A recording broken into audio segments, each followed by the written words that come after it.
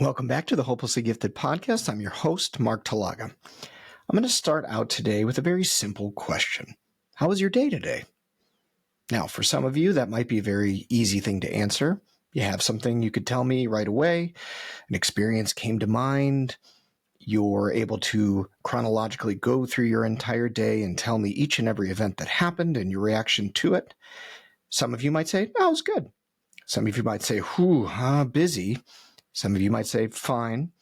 And some of you might be freaked out by the question on some level and you don't want to answer it at all, because who am I to ask you that?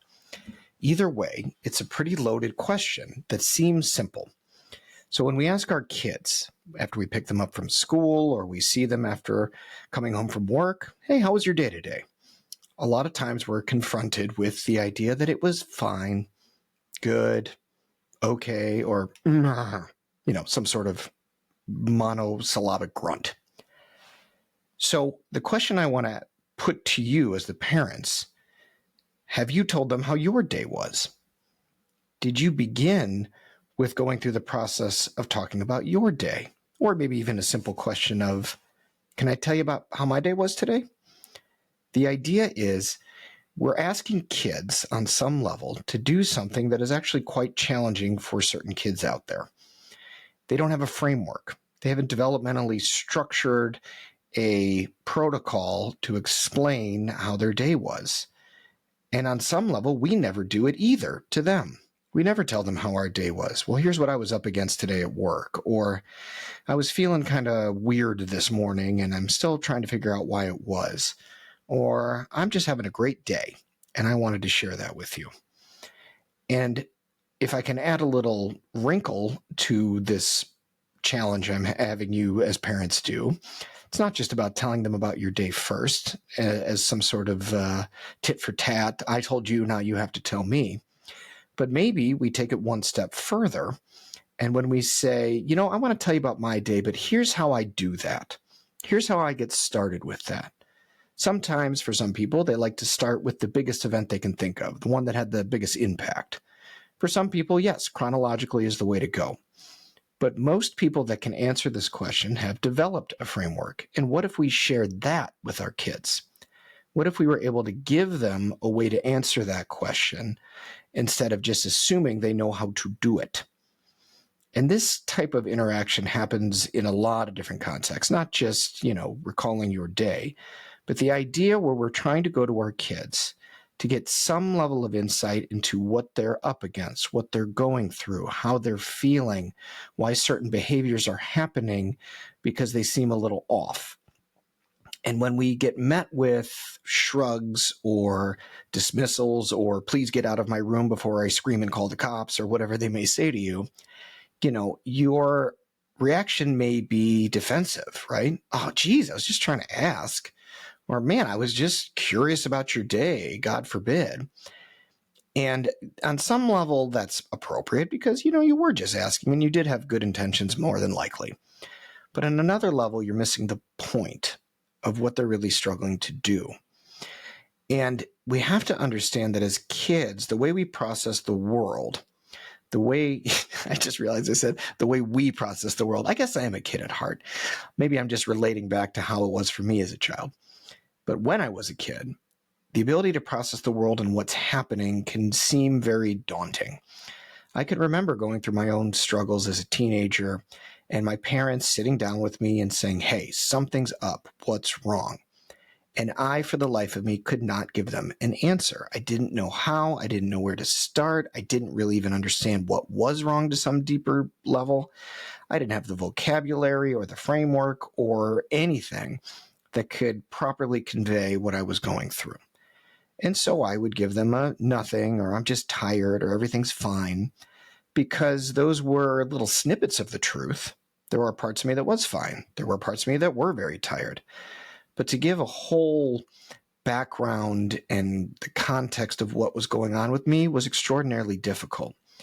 And as a kid at that time, I felt like it was pressure, right? My parents are putting pressure on me, and why don't they just know what I'm feeling and understanding? And I could get a little resentful.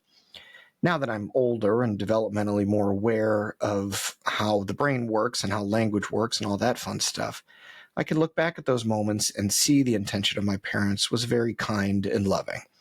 They were trying to understand. But then it became they didn't know how to proceed when they couldn't depend on me to give them the language to understand. And so what I want parents to be able to do, an even better job of is knowing that. You know that going into talking with your kid and you see them and they're sad or upset or shut down or whatever they're feeling. And you recognize, hey, you know what? I really want to know how you feel, but it's very possible you don't know how to give that to me in a way where I'll really understand it.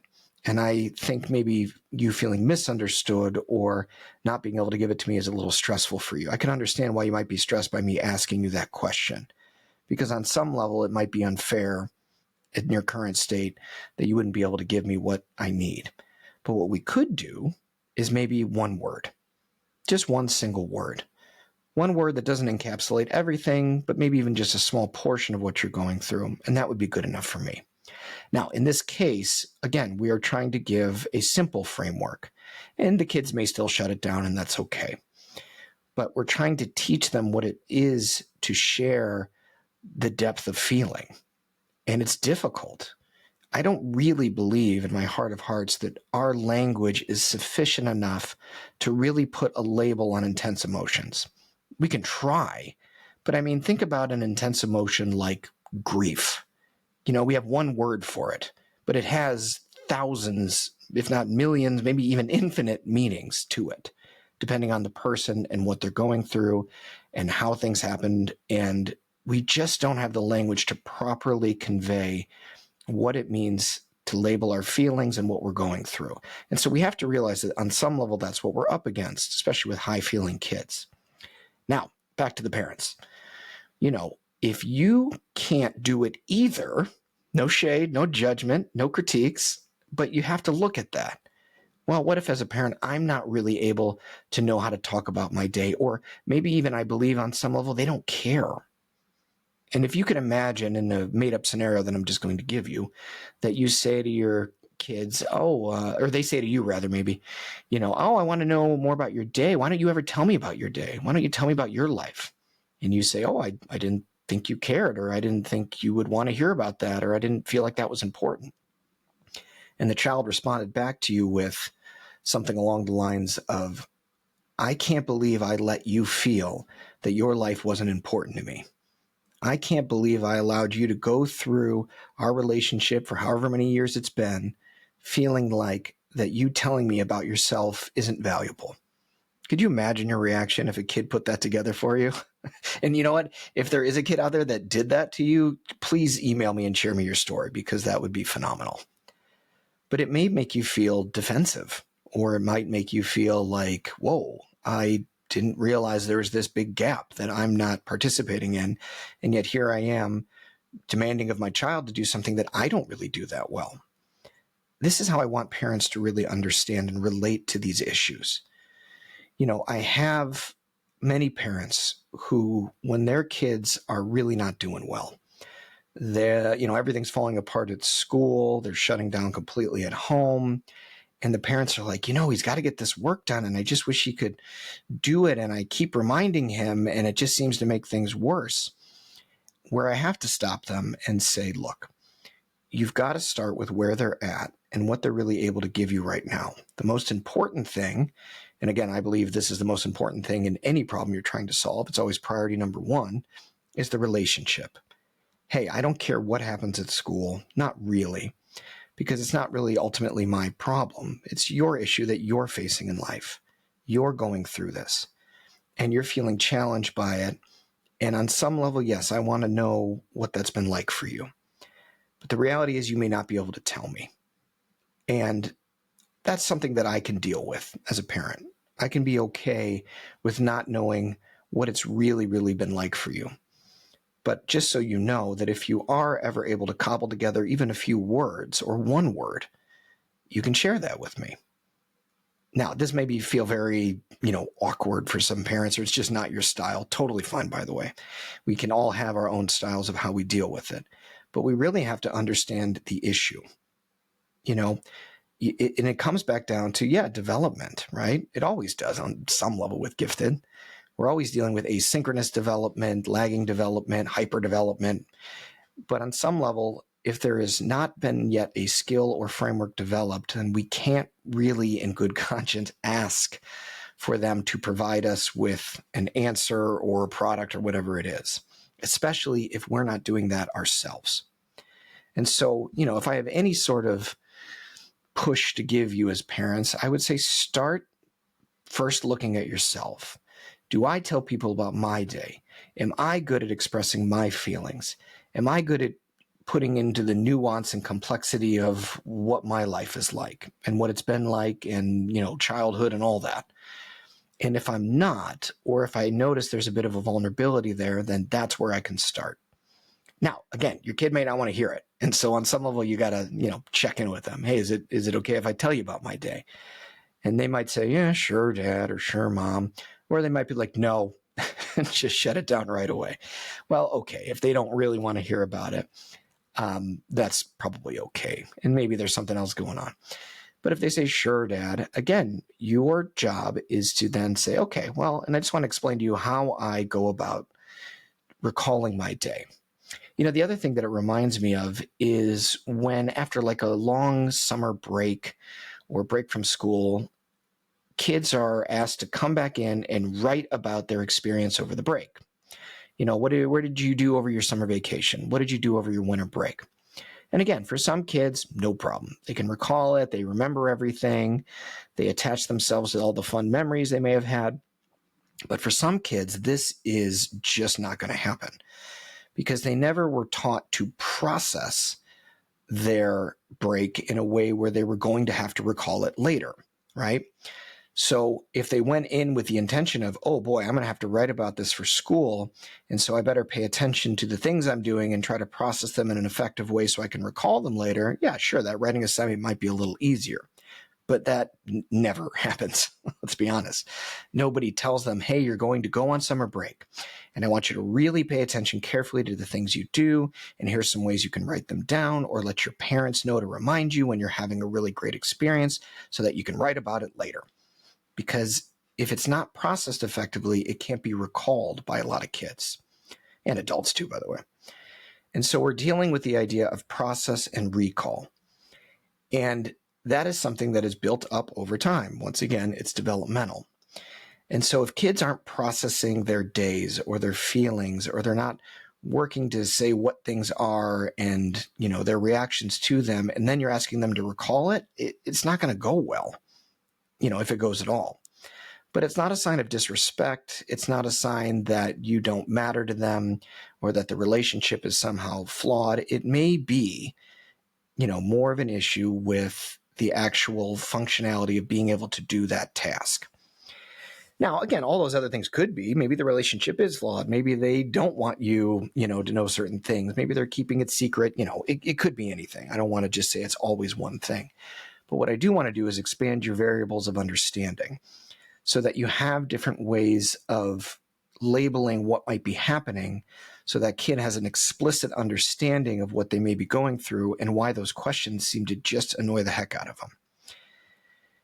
The other way to look at this is maybe in a more academic setting when a kid is missing a lot of assignments and they have said, I plan on doing it.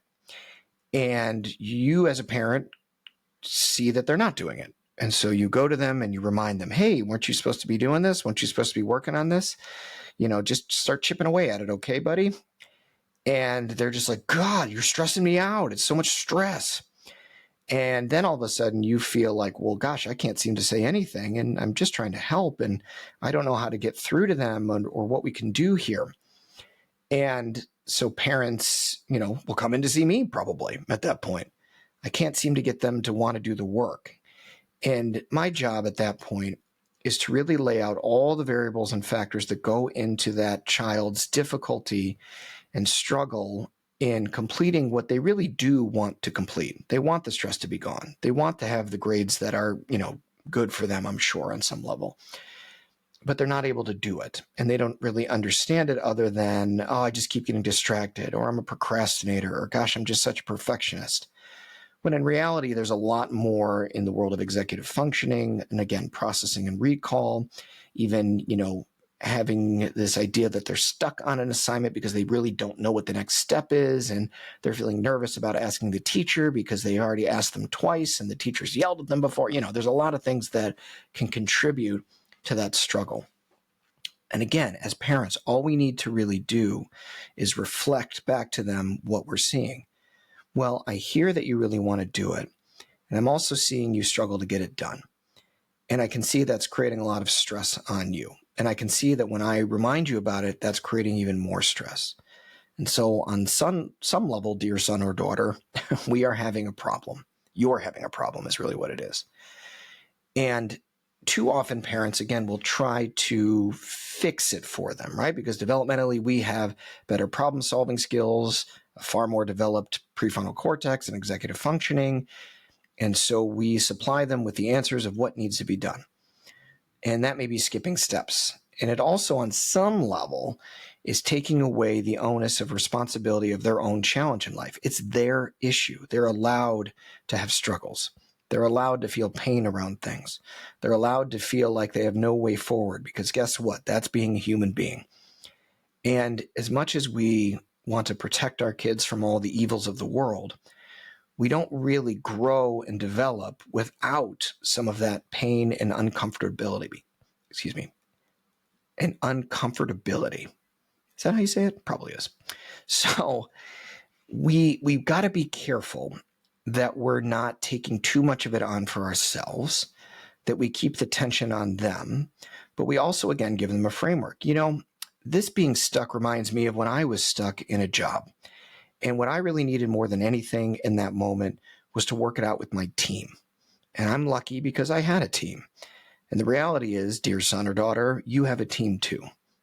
And you can refer to the family and whatever your family formation is. And a team isn't about doing the work for you. It's still your job to do the work. But a team can broaden out your options and what some other pathways might be, and take some of the load off that's just not something you're interested in doing, whether that's writing up an email to a teacher or the executive function of getting organized around the work. But there are frameworks that exist that can help you get a little clearer about what you're facing. And that is where I'd like to be able to support you. And on some level, you have to communicate, and I need you to allow me to support you in that. I don't want you telling me how stressed you are and then putting your arm up and saying, I can't come any closer into your pain or into your challenge. And there may be a reason for you putting that arm up. You may be doing it because, yes, in the past, I've taken it away from you and tried to fix it and reached out to your teachers. And maybe that didn't leave you feeling as satisfied with how you dealt with that problem. I don't know. Everybody's situation's a little different. But at the end of the day, we're trying to communicate, hey, you have an issue, you have support. And it might be that I need to get clear as a parent on what support looks like. And then in the other flip side is, when do you utilize them as support? When do you call out when they're helping you? When do you demonstrate that in your own life? If you try to do everything yourself and believe it all falls on your shoulders and nobody else can help me and I'm alone in this world and I got nothing, guess what? That's the same issue. It's just more eloquently put. And again, if you're struggling with the same issue you're seeing in your kid, your priority is to make sure you're at the same time as them dealing with how you can get better at it. And then explaining to your kid, you know what? I kind of suck at this too. And I think this might be something we can both do a better job of. I'll tell you what, a lot of kids hearing that the grown-up in the room has the exact same issue or doesn't have it mastered can provide an enormous amount of relief. But you got to be careful that you're not over projecting what you think is the problem onto them, meaning like, oh, what you're dealing with is you're just, afraid of authority. And I know what that feels like. You do have to have some level of evaluation on what they're really struggling with, which is why you go back to that first part of, I see what the struggle is. I'm kind of understanding that you're feeling overwhelmed and disorganized around all the things you have to do. You do have to get some clarity, and that's not always easy, I'll be honest. And that's why a big part of my assessment in any of the work I do with families or kids is to really dive into, what are all the pieces here? What is everything that's going on? What could I be missing? And then the other thing that I do that I like parents to know is I don't just automatically pathologize everything. If a kid is shutting down and not doing their work, I don't label that as bad or a problem. I go in my head and I say, okay, there's a reason for this. There's a purpose in this behavior. Or if a kid's getting really smart alecky and feels like they're getting disrespectful, I do the same thing. I'm not saying, oh, wow, we got to teach that kid some manners and how to respect his elders. I'm more like, whoa, whoa, whoa, something is going on through that behavior that is telling us something, and I don't want to assume I know what it is. I don't want to jump to the first conclusion as the only conclusion. And when we start to open up our assessment process with kids and why things are happening the way they are, even today, we might learn a little bit more about how the one question of, hey, how was your day today, is way more loaded than you think, given the context in certain kids. And that's where I want all parents to start, to feel like I don't have to assume I know what's going on, but I need to go through a process of understanding both myself and the kid and what the challenges are and where they may be at developmentally and where I may be assuming they're able to do things and where I'm assuming I'm able to do things, and so on and so on and so on. At some level, you should create more awareness through this process, more understanding. And then and only then will you start to click in on the issue and the problem, or at least a piece of it that you can latch on to. I always say to people, if you are stuck, then you need to reassess. If you don't know how to move forward, you're missing something. I'm sure I've said this dozens of times on this podcast. And so, in any case, when dealing with a child who can't seem to tell you what's going on with them, and you feel like you're shut out of being able to solve it, that's what you deal with.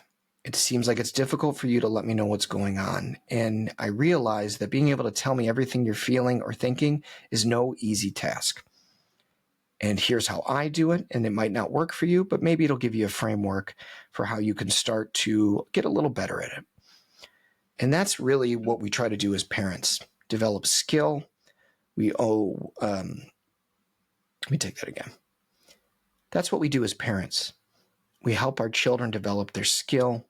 We stay supportive without overriding their own processes and taking things on for ourselves, unless there's an absolute need for that, because at some point they're just not able to do the thing, whatever that may be. And to keep them loved and safe, and also to share a part of who we are through the process. You can't hide from your kids who you are forever. You know what I mean? And I know a lot of parents are like, well, I'll have those conversations when my kid's an adult. That's probably fine to some degree because it'll probably be a little more productive. But it doesn't mean you need to hide things from your kids because they don't know what to do with it. Parents all the time say, oh, here I am crying in the closet because I'm so overloaded with what's going on and I just don't want my kids to see me being weak, right? Something like that. Well, no, you're not being weak. You're being a human being. You're struggling, and this is what we do when we're completely overloaded. Our amygdala takes over, our emotions get the best of us, and we just come apart. And if our kids experience that with us, experience our feelings and experience our lives, yes, it may overload them. It may freak them out. It may make them very anxious. And so what we need to do is say, sometimes mom and dad cry. Sometimes we get so overloaded that we don't know what to do, and it's a scary feeling. But what I want you to know is I'm going to be okay, and I know how to handle it. And all I need from you right now is maybe just to be here with me, because that's what helps me. So in one fell swoop, you're being authentic. You're sharing your own humanness and flawed nature, because we all are. And you're also giving them a framework for how to deal with big emotions in the moment and when to take responsibility and when not to, as well as giving them a task for what they should be doing. Just be here with me. Your presence is enough. And that can be a very powerful moment to have, but it doesn't happen if you don't have that level of emotional vulnerability from time to time. Now, yes, if you're crying every day and it's always going on your kid and your kid is like, what the heck is going on here? I mean, this is every day. Then sure, maybe you need more support. That's okay too, right? On some level, we've all been there. And it's just about how we start to separate and differentiate out where the issue is around skill and development, whether it's in our kids or in ourselves. So in the therapy world, we call this a parallel process. It happens all the time. And on some level, we recognize parallel processes between parents and kids. Sometimes we recognize parallel processes between our clients and ourselves as therapists. Oh boy, what they're going through is something I'm going through in a different context. And our job is not to project our process onto theirs or take their, our job is not to project our process onto theirs. And our job is also not to tell the kid what they need to do, even though we haven't been able to do it ourselves. To use a kind of provocative language, we don't want to prostitute them out to solve our own problems. Oh, here's what you should do about it, even though I'm scared to do that with my own family or whatever it may be. And so because we don't do that in therapy, because that's not really how we want to be in an authentic way with others, it doesn't really help. Parents have to be aware of that parallel process just as much as therapists do. And we can see parallel processes in our spousal relationships, right? In our marriages. Something they're going through that we're trying to tell them how to fix it and how to deal with. If we flip just a few variables and different contexts, all of a sudden we realize we haven't dealt with that either. It's hard. It's hard to own the fact that maybe we don't have it all figured out either, and how to make it seem like we're using that as a way to relate to the other person, and how we both know that we can do a little bit better, and how do we want that to look. So at the end of the day, I'm hoping you got a little bit more awareness for yourself on what it means when you're trying to create a conversation from your kid or try to get a little more clarity into what they're going through in life. And maybe even you're the quote unquote kid in this situation where people are always asking you, how was your day? How are you doing? How are you feeling? And it feels like it stresses you out. And if we can look at it as a developmental issue, something that can be built up, if only we just had a framework that made sense to us and we can start small and build from there, then all of a sudden that question might produce a little bit more, I don't know. That question may produce, hold on, one more time. That question may start to bear a little more fruit. Once again, hang on. Once again, I hope this is helpful for all of you out there. If this brings up any questions, comments, concerns, challenges, I always implore you to reach out, hopelesslygifted.com. You can send me an email there, a message. I would love to read what you guys are going through.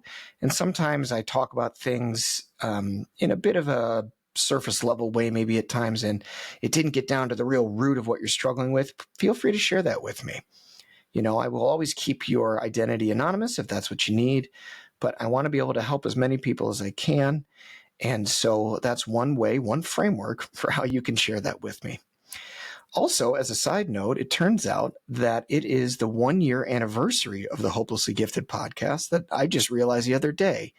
And so for all of you that have been listening since the beginning or are new listeners, I just want to thank you so much from the bottom of my heart of being out there and supporting this podcast and supporting me as I try to help parents to the ability that I can and help the kids as well. Thank you so much. And until next time, bye-bye.